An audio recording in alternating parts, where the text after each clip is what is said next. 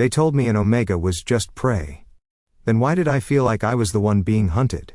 The words echoed in my head as I stood in the council chamber, surrounded by the smell of oil and steel. The walls were lined with weapons polished until they gleamed, trophies of wolves taken down in the name of safety and order. It should have felt reassuring, proof of victory. Instead, the room smelled like a graveyard to me. The captain's voice cut through the air like a blade. Lawrence. I snapped to attention out of habit. 31 years old. A seasoned hunter, I'd been drilled into obedience. But obedience and belief weren't the same thing. You will take the assignment. His tone was flat, as if carved in stone. The last folks, an omega. He's dangerous. A murmur ran through the others at the table. Folks. That name still carried weight. Once, the Folks pack had ruled the northern forests. Old blood, old power. The stories painted them as cursed. An omega from their line was no docile mate. They said he carried a madness that poisoned every alpha who dared to claim him. Some swore entire packs had fallen because one alpha tried. Legends. Campfire tales. That's what I told myself. But when the captain's eyes locked onto mine, I knew he wasn't speaking out of superstition. He wanted this done. No questions. I forced my voice steady. Sir. An omega? Alone? His jaw twitched, just enough to betray irritation. Do not underestimate him. Reports say he controls the forest itself. Tracks vanish, traps appear, hunters disappear. He's no simple runaway. He is the curse of folks made flesh. The others shifted uncomfortably, muttering prayers. I clenched my fists behind my back, nails digging into my palms. I wasn't a believer in curses. What I did believe in was work. And this sounded less like a mission, and more like being thrown into a pit with smoke and shadows. Still, I gave the only answer I could. Yes, sir. The meeting ended. Boots scuffed, chairs scraped, orders were handed down to lesser men. I stood for a moment longer, staring at the wall of weapons. Blades, rifles, crossbows, each one humming with faint silver shine, polished until they reflected my face back at me. A face that looked tired, too tired for another wild chase. By dusk, I was already riding into the forest. The air shifted the moment I crossed the border, as though the trees leaned closer to watch me. The scent of pine was sharp, almost intoxicating. I pulled my cloak tighter, eyes scanning the ground for tracks. At first, it was simple. A bent blade of grass here, faint paw prints there. I followed them deeper, the forest thickening until silence pressed against my ears. No birds, no insects, just the creak of my saddle and the steady beat of my horse's hooves. Then the trail vanished. Clean, like someone had swept the earth. I frowned, dismounted, crouched low. No sound but my own breath. The hair on my arms rose. Something was wrong. Too wrong. A snap. The rope yanked my boot upward, slamming me against a tree trunk with enough force to rattle my teeth. My bow clattered to the ground as I hung upside down, blood rushing to my head. Son of a, I snarled, twisting against the snare. Whoever set this trap knew what they were doing.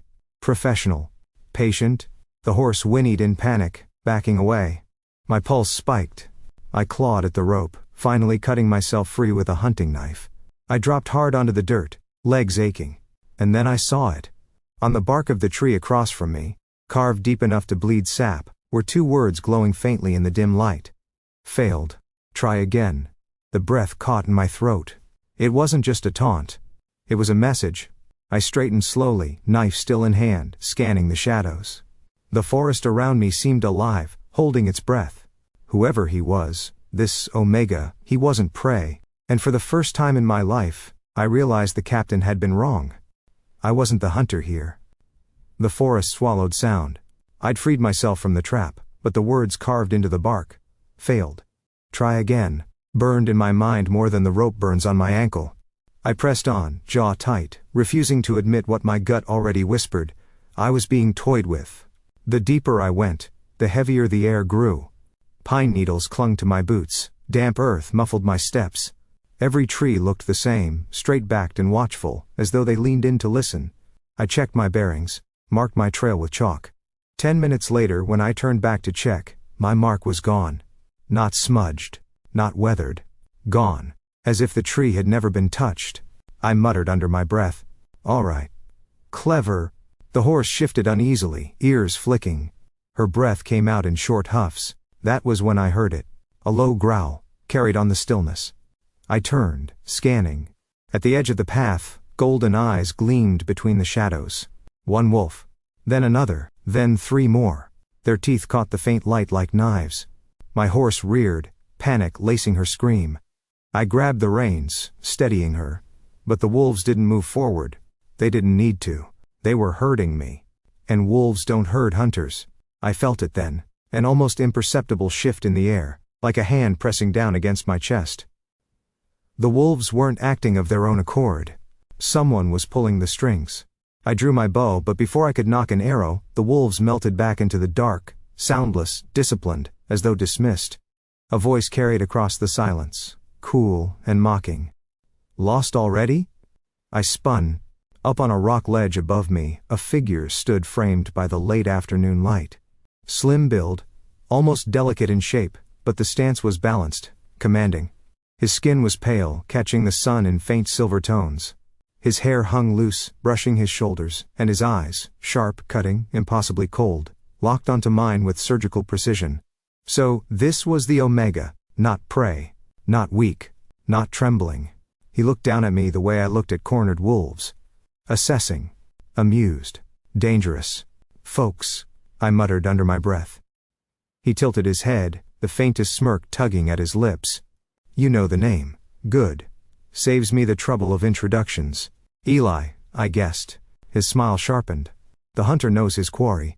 How flattering. My bow was steady in my grip, but I didn't draw. Not yet. Something in the way he stood told me if I blinked, he'd vanish. What's your game? I demanded. He laughed. A short cutting sound that made the back of my neck prickle. Game? Oh, hunter, you flatter yourself. Do you think you're chasing me? Look around. You can't even keep your own path straight. I swallowed the growl rising in my throat. He wasn't wrong. He stepped closer to the ledge's edge, the light outlining his figure in sharp lines. Tell me, Lawrence. My name slid off his tongue like a secret. How do you plan to catch me if you can't even find the way out? My stomach tightened. I hadn't told him my name. He must have seen the flicker of surprise on my face, because his laugh softened into something almost delighted. Ah, that got you. Answer me, I snapped. How do you know who I am? Your people are loud, he replied simply. You leave your names behind you like footprints. Easy to follow. Easier to erase. And then he said it. The line that dug under my skin like a thorn. If you want to catch me, first find your way out. He gave me a mocking little salute, then stepped back, and was gone. One blink and the ledge was empty, as though he'd never stood there. Not a sound. Not a trace. My bow hand trembled. Not from fear, at least that's what I told myself, but from fury. I turned in a slow circle. The forest closed around me, trees identical. Shadows stretching long. The trail behind me had shifted again. The world itself seemed to tilt at his command. For years I'd been the predator. Wolves, rogues, beasts. I'd tracked them all, cut them down. I knew how to follow, how to corner, how to end the hunt. But this time I felt the truth in my bones. I wasn't chasing him. I was already in his snare. By the time I found him again, night had fallen like a curtain of ink. The forest thinned, giving way to jagged rock and mist. My breath came ragged, every muscle in my body aching from hours of chasing shadows. The tracks led up the mountainside to a black wound in the cliff face, a cave mouth, slick with condensation. Water dripped in slow rhythm somewhere inside, echoing like a pulse. I steadied my bow. This had to end. Inside the air was colder. My boots splashed through shallow pools, the scent of wet stone sharpened my nose. The sound of dripping water made the darkness feel alive. Enough games, I muttered. My voice bounced off the walls, small and thin against the echo. A faint glow flickered deeper in the cavern. Not firelight. Something stranger, like the glimmer of moonlight caught in a bottle. I moved toward it, bow drawn. And then he stepped into view. Eli stood at the edge of an underground pool, his back to me, hair damp from the cave's mist. His shirt clung to his shoulders, the fabric dark with sweat. Even from behind I could see the tremor in his stance. He was tired, just like me. But when he turned, his eyes were bright and sharp as ever. Hunter, he said softly. Persistent. I leveled my bow at his chest. Surrender. This is your only chance. His lips curved into a humorless smile. Surrender? He stepped closer to the water's edge. You think this ends with me kneeling so you can put a mark on me? That's not my decision, I snapped. I have orders. His laugh was low and rough. Orders. Always orders. Do you even know what you're hunting? I know enough. No, he said, his voice rising, echoing off the stone. You know stories. Curses. You don't know me. He raised a hand. The faint glow around the pool flared, and the torches I'd planted at the entrance hissed and died. Darkness rushed in, swallowing the cavern. I drew a breath, senses straining. The air vibrated. The walls themselves seemed to shift under my boots. What are you doing? My voice cracked. You wanted to see the curse. His voice came from everywhere at once. Here it is. A gust of cold air swept past me, strong enough to snuff out the last glimmer of light from my lantern. For a heartbeat, the only sound was the drip, drip, drip of water, and my own pulse hammering in my ears. Then, as abruptly as it had started, the darkness stilled. The glow returned, dimmer this time. Eli stood exactly where he'd been, breathing hard, his hand trembling. I lowered my bow an inch. He looked smaller somehow, not weaker but stripped bare, like a man holding up the weight of the world on his own shoulders. You think I'm a monster, he said quietly. But I'm not. I'm just tired of running. Something in my chest shifted. I don't want to kill you, I said. But you're leaving me no choice. He met my eyes, unflinching. There's always a choice. We stood like that for a long moment, the cavern holding its breath. Then he spoke again, softer. I'm going to make you an offer, Hunter, one time. You leave me in peace. You walk out of this forest and forget I exist. His voice didn't waver. Or I will die here tonight, but I will not submit. Not to you. Not to anyone. The words struck harder than any curse. Not a threat.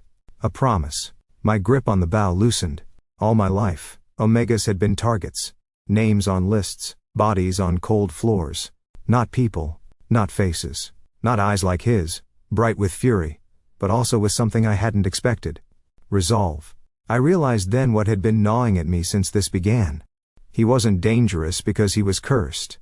He was dangerous because he refused to be broken. I lowered the bow completely. You'd really rather die than be marked? I asked, my voice rough. His mouth curved, but it wasn't a smile. You still don't understand. For me there's no rather. There's only freedom. A drop of water fell from the ceiling and struck the pool, sending ripples across its surface. The sound echoed, endless. I swallowed hard, my throat dry. If I walk away, you'll live, he said simply. And so will I. And if I don't? His eyes darkened, but his expression didn't change. Then you'll see what the curse of folks truly does. I believed him. I didn't know if it was instinct or the faint tremor in his fingers or the way the cave itself seemed to lean in, waiting. But I believed him. For the first time in my career, I didn't see prey. I saw a man ready to die on his feet rather than kneel. And for the first time, I wasn't sure I was on the right side of the hunt. The town's library hadn't seen visitors in years. Dust lay thick on every shelf, cobwebs stretched across corners like forgotten banners. The hunters called it useless, filled with scraps of folklore and half-truths. But I wasn't looking for truth that could be measured in silver or steel. I was looking for answers. My boots echoed on warped floorboards as I lit a lantern, and made my way between sagging shelves. The air smelled of mildew and old paper. I found the section marked lycanthropy. Row upon row of cracked spines, handwritten journals and brittle scrolls. My fingers traced faded ink, scanning for one name. Folks. It didn't take long.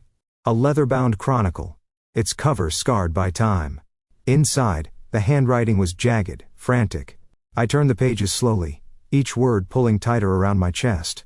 Every alpha who sought to claim a folks Omega met ruin, madness first, violence second, death always. The accounts were consistent, different hunters, different decades, the same end. Omegas from other packs bent, submitted, carried bonds like chains. But a folks Omega carried something else.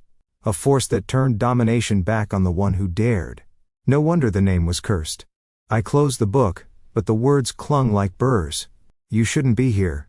The voice rasped from the doorway. I spun, hand on my blade. An old man stood in the shadows, wrapped in a cloak too big for his frame. His hair was white, his back bent. But his eyes were sharp.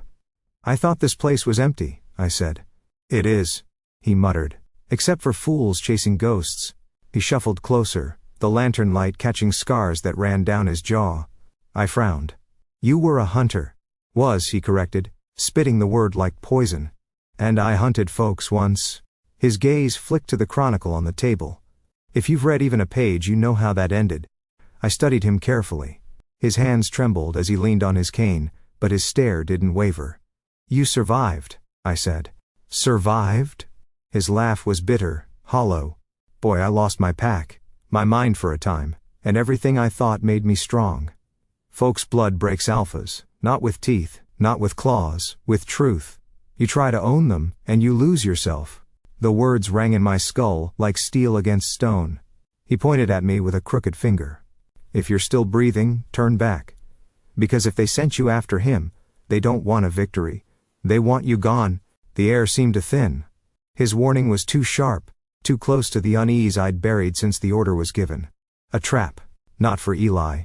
For me. I left the library before dawn, the old man's laughter following me like a curse of its own. The forest greeted me with silence. Mist clung to the ground, curling around the roots. My horse shifted uneasily, ears twitching at sounds I couldn't hear. I rode until the trees grew too thick and dismounted, walking beside her. That was when I saw it. Carved into the bark of a birch, letters burned dark into the wood, as though the tree itself had bled to form the words. Still think you're hunting? The mark pulsed faintly, alive with something I couldn't name. I touched the bark, fingers trembling before I pulled back as if scalded. No, not hunting. Not anymore. Somewhere between the orders I was given and the man I'd cornered in that cave, the roles had shifted. And the question that haunted me now wasn't how to catch him. It was whether I wanted to at all.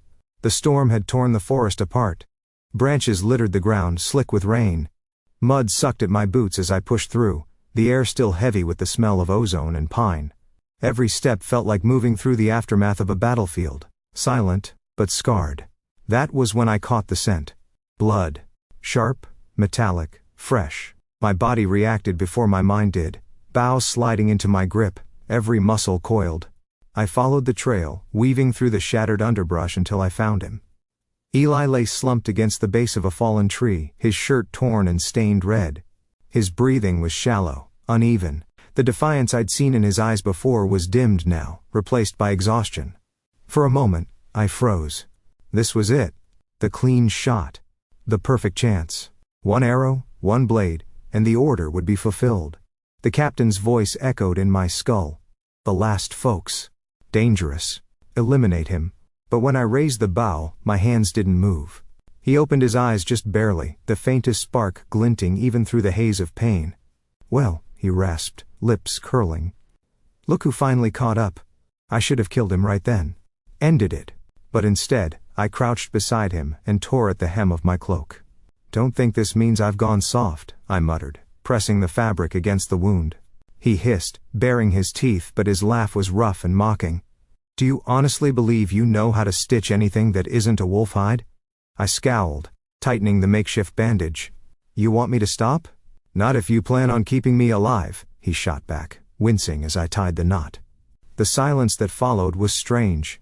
Heavy, but not hostile. My hands shook as I worked, though whether from the tension of breaking orders or the heat of his skin under my fingers, I couldn't tell. When it was done, I leaned back, wiping rain from my face. If other hunters found you first, why are you still alive? He chuckled, though the sound broke into a cough. Because I'm not that easy to kill, or maybe because they wanted me to suffer first. His gaze flicked up to me. Looks like you beat them to that part. I ignored the twist in my chest and busied myself gathering branches. Soon, a small fire sputtered to life, its light casting long shadows across the clearing. The smell of smoke and damp earth mingled, oddly comforting after hours of storm. Eli sat propped against the tree, pale but upright, his eyes glinting in the firelight. You're wasting your time, he said. On saving you? I asked. On saving yourself. He tilted his head, studying me like I was the one under the knife. You disobeyed, didn't you? Lied to them. You're already a traitor in their eyes. His words hit harder than I wanted to admit. I stared into the flames, jaw tight. You talk too much for someone bleeding out. He smirked faintly. And you listen too much for someone who calls himself a hunter. We sat like that for a while, the fire popping, rain dripping from the leaves overhead. Eventually I spoke, though I didn't know why. What was your pack really like? Before all this talk of curses. For the first time something in his face softened. We weren't monsters, he said quietly. We were guardians. The forest was ours to protect, not to rule. The curse, that's just what the hunters called it when they failed to control us. Fear makes better stories than truth. I looked at him, at the pale firelight painting shadows across his cheekbones, and realized I believed him. More than that, I wanted to believe him. Guardians, I echoed, almost to myself. Once, he said. But fear turned us into prey. And you? You've been chasing shadows ever since? His words cut deep. But not like a blade, like a mirror. For reasons I couldn't explain, a laugh broke from my chest. Short, sharp, unexpected. His brows rose in surprise, and then the corner of his mouth twitched. What's so funny? He asked. You, I said, shaking my head. Bleeding out in the dirt, still finding the energy to insult me. Someone has to keep you honest, he murmured. I stared at him across the fire, and for the first time the wall between hunter and hunted cracked. Not shattered, not broken, but cracked. Just enough for something else to slip through. Something I hadn't felt in a long time. And it terrified me more than any curse. The council chamber was darker than I remembered. Lanterns flickered against stone walls, throwing jagged shadows across the hunters seated in a semicircle. Their faces were half hidden, but I could feel their eyes on me, measuring, weighing, waiting for my failure. The captain leaned forward, elbows on the long oak table. Report. The word cracked like a whip. I stood straighter, but my throat was dry. I'd spent years spilling truth without hesitation. Cold, sharp facts. Tonight the words tasted like ash before they even left my mouth. The trail is gone, I said. My voice didn't waver, though my pulse hammered. I lost him. A ripple of murmurs swept through the chamber. The captain's jaw clenched. Lost? You? Yes. I forced the lie down, heavy as lead. The storm wiped his scent. The forest swallowed the rest. He's vanished. The silence that followed was suffocating. The captain's gaze cut into me like a blade, but I held it. Finally he leaned back, eyes narrowing. Then you failed. The word echoed in my skull. Failed. I thought of the carving on the tree, Eli's mocking messages. Try again. Still think you're hunting? Yes, sir, I said, my voice flat. I failed. They dismissed me. Just like that. No punishment. No reassignment. Which told me everything I needed to know. The old hunter had been right. This mission was never meant for victory. It was meant for erasure. Mine. The forest air hit me like a fist when I returned, cold and sharp, as though it knew what I had done. My horse carried me deep into the trees until the walls of the town disappeared behind me. And there he was. Eli stood leaning against a birch, arms crossed, the bandage I'd tied still stark against his shirt. His eyes gleamed with the same cruel light as the carvings he left behind. Well? He called, voice low and edged. Did you tell them the truth? Or did you betray them? I dismounted slowly, meeting his stare. I told them the trail was gone. His mouth curled into a half smile. So you betrayed yourself. The words struck deeper than I wanted them to. I clenched my fists. Careful, or what? He pushed away from the tree, moving closer, his limp slight but his posture unbowed. You'll put an arrow in me after you lied to your masters to keep me breathing? Tell me, Hunter. Who are you hunting now, me, or your own conscience? Heat flared in my chest. You don't know anything about me. I know enough. His voice cut like glass. I know you're tired of being their hound. I know you don't believe their stories anymore. And I know you can't stand the thought that you might be just as trapped as I am. I stepped forward, close enough to feel the charge in the air between us. You think you know me because you've outsmarted me a few times? Because you can twist the forest around me? His eyes blazed, bright as flint striking steel. No. I know you because I see the same thing in your eyes that's in mine. Exhaustion, defiance, the refusal to keep living as someone else's prey. The words hung between us, dangerous and true. For a moment, neither of us moved. My hand hovered near the hilt of my blade, his fingers twitched, ready to summon whatever strange force he carried. One wrong breath and we would have torn each other apart. But instead, I laughed. A sharp, bitter sound, breaking the tension like a snapped bowstring. Damn you, I said, shaking my head. You're right. His expression shifted, not softer but sharper still, as though my admission was another weapon in his hands. So what now, Hunter? Do we keep circling until one of us drops, or do we admit it, neither of us is prey anymore? My pulse thundered. I'd lived my life by orders, by lines carved in stone. But standing there in the damp silence of the forest, staring into the eyes of the man I'd been sent to destroy, I felt those lines blur for the first time. Then we stop running, I said quietly. His smirk returned, faint but real. Finally, something we agree on. And though the tension didn't vanish, though the fire between us still threatened to burn us both alive, one thing was clear. The hunt had changed. The moon hung low over the clearing, pale and sharp as a blade. Mist coiled above the grass, and the silence pressed heavy, too perfect, too deliberate. I knew a trap when I saw one. Eli stood at the opposite edge of the clearing, shoulders tense, every line of his body alert. The firelight of our camp had been snuffed out minutes earlier by a shift in the wind. My hand hovered near my bow, but I didn't draw. The air already reeked of metal, sweat, and anticipation. Then came the sound. Boots against earth, too many to count. They stepped out of the shadows, a half circle of hunters, silver gleaming on their blades. Faces I knew, men I'd trained beside. Their eyes slid over me without recognition, as though I'd already been cut from their ranks. Lawrence, the captain's voice carried across the clearing, cold as stone. Step aside. My jaw tightened. Eli didn't flinch. His gaze flicked to me, one brow lifting, a silent challenge. Would I obey, or had my choice already been made? I said, the captain barked, step aside. This ends tonight. Something in me cracked. No.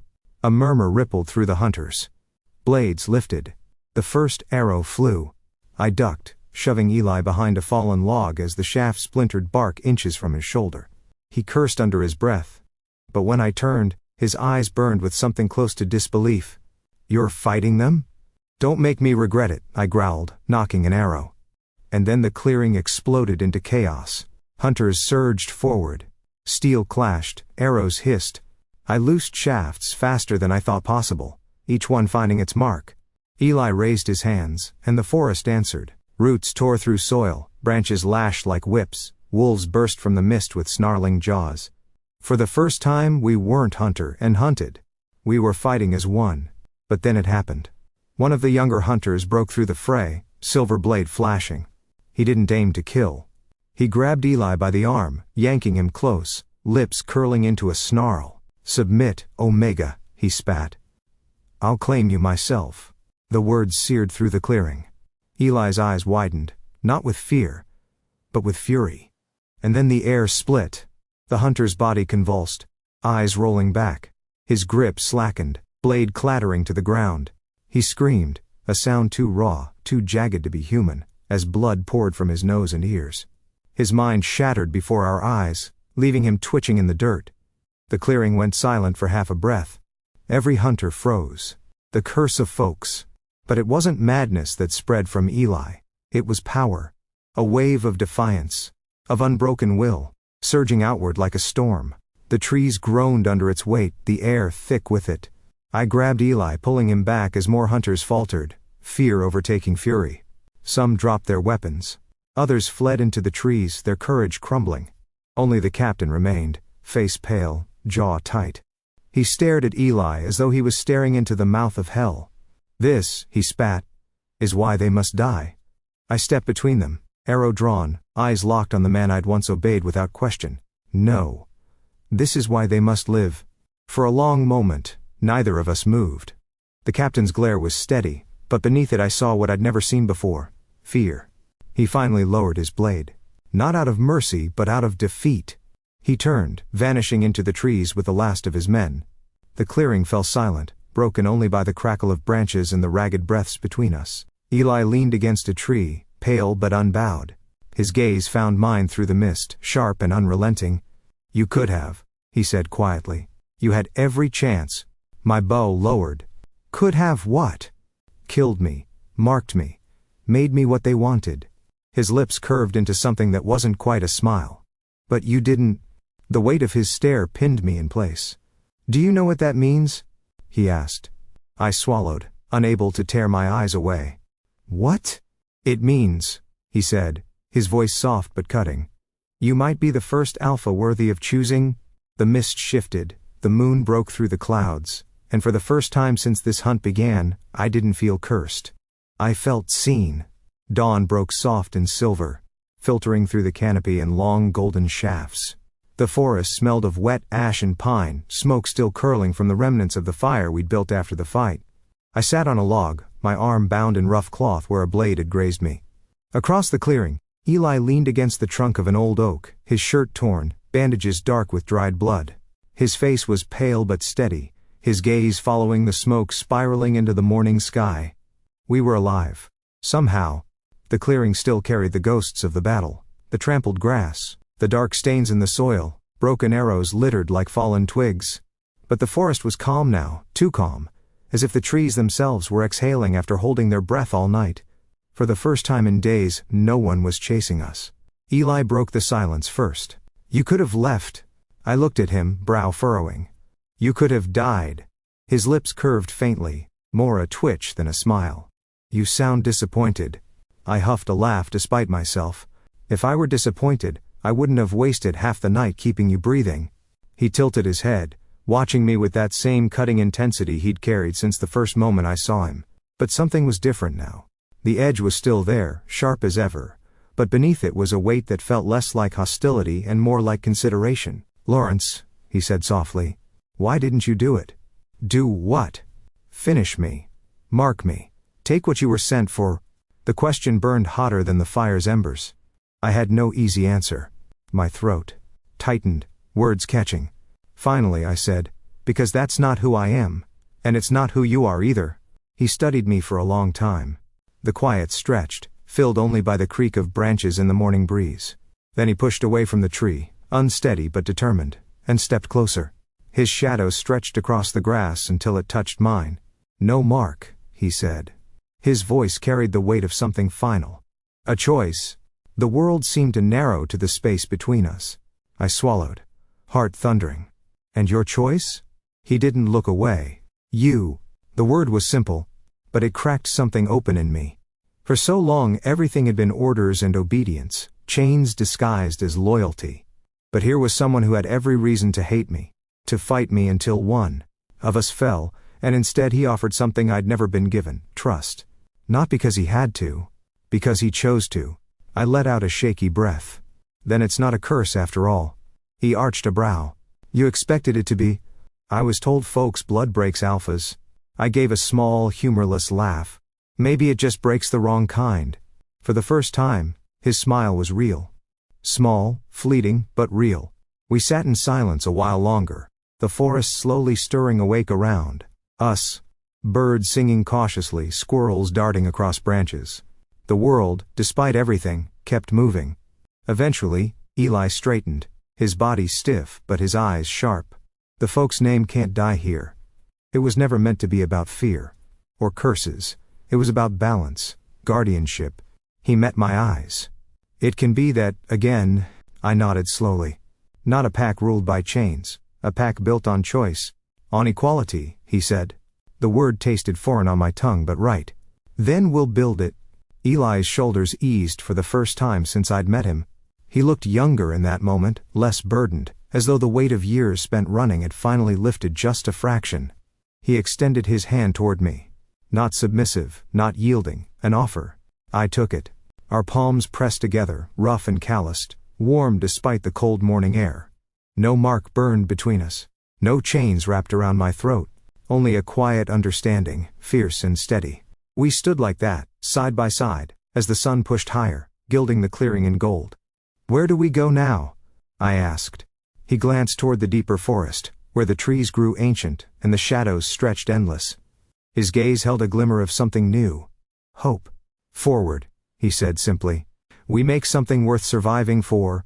And so we walked, leaving behind the broken clearing, the ashes of the fight, the ghosts of hunters who'd thought they could right our fate. The forest closed around us, not hostile this time but welcoming, as if recognizing what we had chosen. Step by step, the silence between us grew less heavy. Not hunter and hunted. Not curse and executioner. Two men. Equal. Building something the world had tried to erase. As the sun climbed higher, warming my back. I realized the stories had been wrong all along. The folks weren't cursed. They were waiting. And Eli's voice, quiet but certain, sealed it. The curse wasn't a curse at all. It was a way to wait for someone worthy,